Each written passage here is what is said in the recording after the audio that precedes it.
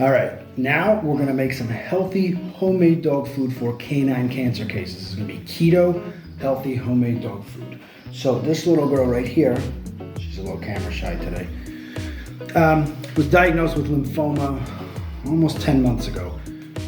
She was already on a low carb diet, but I immediately put her on a super strict ketogenic diet. So before we even start, real quick, what is the difference between low carb and ketogenic? Do you know? You don't care. Basically, low carb can be just low carbohydrates, but ketogenic is a completely specific set of parameters and is a different diet than low carbohydrate, different than keto. A true ketogenic diet, as designed by the doctors at Johns Hopkins University to help treat children who were resistant to seizure medications, was 95% fat and 5% protein. Obviously, this is not some high protein diet. Now, outside of a clinical situation, that type of diet is not feasible, especially for a dog. They would be eating nothing but oils and some cheese. So, through the years of research, we have all come to find that about 70% fat to 30% protein is okay for getting them into ketogenesis. What's the big deal about either of these? Well, we're trying to avoid glucose being in their system because cancer cells, oncologists disagree about so many things, but one thing they all seem to agree about is that cancer cells love glucose, which is typically produced by excess carbohydrates. However, when there's too much protein in the system, that can spill over as well. So to minimize that, we're going to set up a purely ketogenic diet for your dog if they have cancer. Now in this case, Genghis here is 14 years old. She is 26, 27 kilos, and she has a big appetite.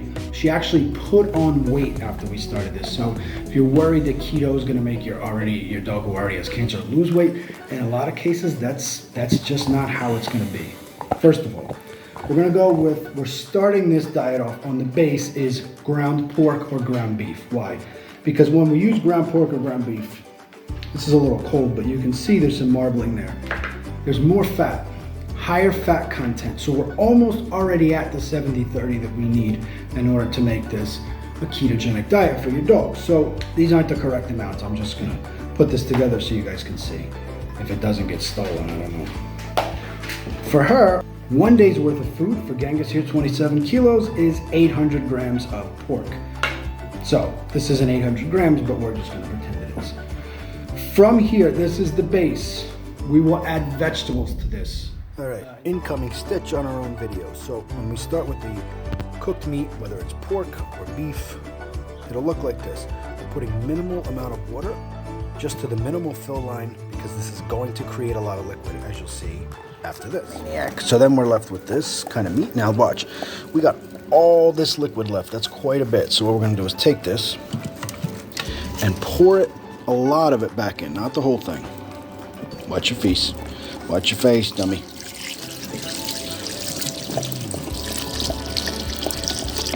Break that up and we're gonna let it sit. Why? Because we're gonna take this, right? We're gonna throw this in the refrigerator because it will turn into, as you can see, the fat solidifies and most of the liquid gets reabsorbed into the meat. This will save you both a ton of money because you will not lose as much of the weight of the meat through cooking, and also, and this is maybe even more important, your dog should have this fat, especially on a ketogenic diet. Now, if you grew up in the low fat era, this probably looks scary to you, but the reality is on keto or low carb, your dogs can handle this. It will actually enhance the diet. So after you cook it, let it cool, put it in the fridge overnight. In this case today, we're gonna add cabbage and pumpkin that was made in an Instapot, 80 to 100 grams.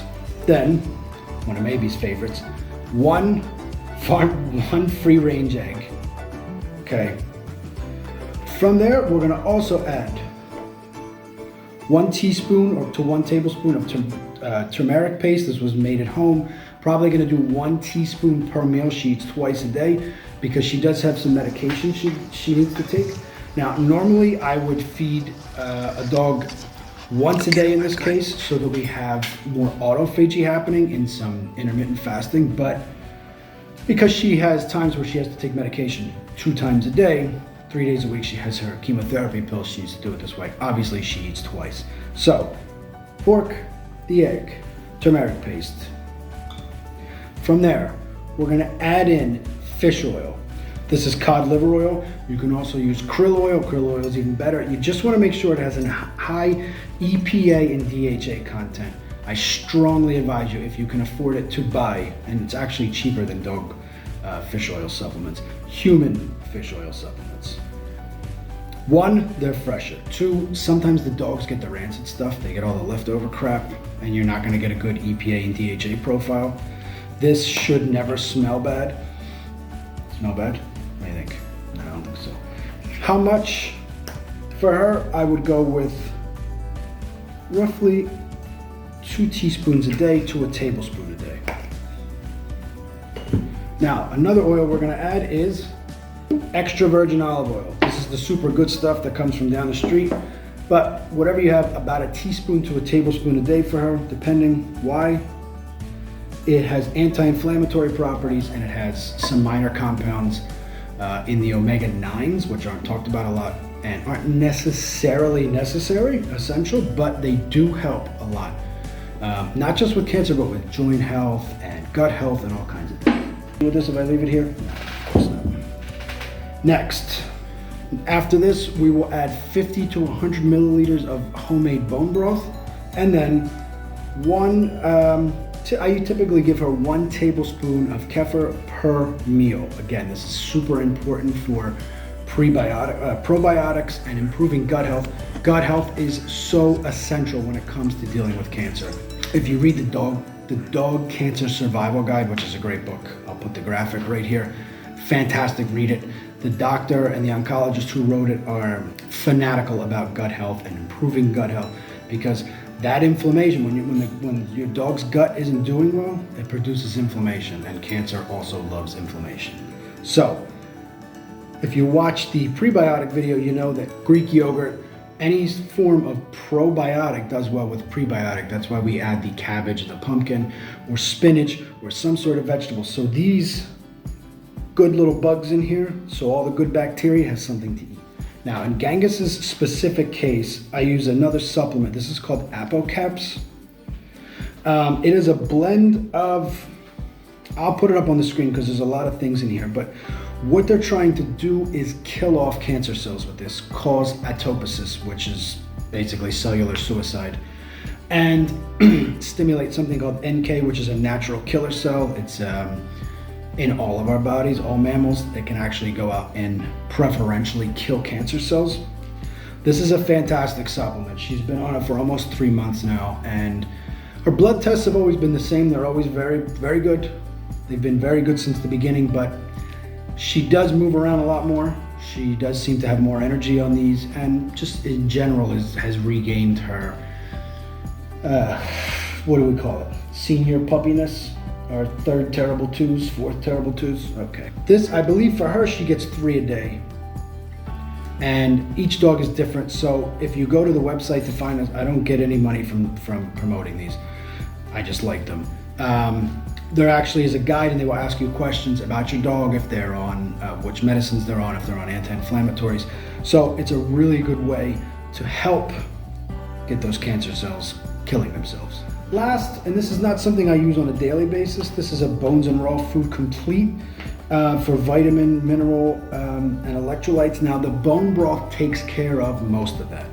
But the one thing that homemade dog food can sometimes lack, unless you're careful, is calcium. And this is full of calcium from ground eggshells. You can skip this step and just grind up some eggshells. So, thank you. Every time you are giving eggs, take the shells, rinse them out, dry them, and then throw them into even a coffee grinder is fine. It'll make a fine powder, and that's the calcium source. Now, this I like very much. It's not a daily supplement, but I do like to give it to her. I actually give it to all of them, just because it's such high quality, and all the vitamins and minerals come from plant sources, and obviously eggshells. So that's it. That's really all you have to do. The ketogenic diet is not complicated in any way. I didn't add the vegetables and the broth here just because I didn't have them on hand while filming this, but broth, not only gives vitamins and minerals and a lot of electrolytes, which again are super important, but it provides, do you know what it provides? You don't care. You don't care. Collagen, glucosamine, chondroitin for joint health, but most importantly is the collagen. Collagen supplements are okay, but collagen from actual animal bones, slow cooked in water, especially with vegetable scraps added, is a vitamin, mineral, and collagen super supplement. It's a great kibble topper. For those who feed kibble, I wouldn't recommend it if your dog has cancer. And it's cheap. It costs nothing. Most times butchers will give you the bones for free, even at the supermarket. Just ask, they're gonna throw them out anyway. If they do charge you, it'll be almost nothing. Add the bone broth, add the vegetables, mix all these together. This will be 2 meals for her, and she's doing great. If you want more healthy homemade dog food recipes, I know you do, low carb, keto, even some in the paleo space, go ahead and click this link above and watch that next video. Thanks. Thank you. You did a very good job today. Oh, you can work on the shaking.